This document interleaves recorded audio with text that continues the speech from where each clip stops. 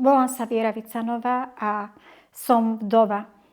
Vdova som vinou štátu, vinou bývalých vlád, keď dali opatrenia o odkladaní operácií a tými zabili manžela. Nikdy v živote na to moje deti nezabudnú. Dodnes má moja dcéra traumu. Bola to tam tá izba, tam ten balkón, tam som bola 7 dní zavretá.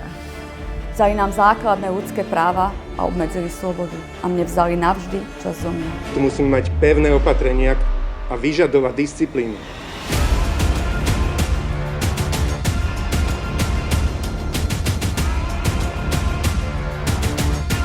Zažili sme hrôzy, segregáciu a zdravotnícky útlak, ktorý sa nás hlboko dotkol do našich srdc ako ľudí. Tieto udalosti nemôžu ostať nepotrestané. Takže tá vláda bývalá nám strašne ublížila. Konkrétne mne až veľmi.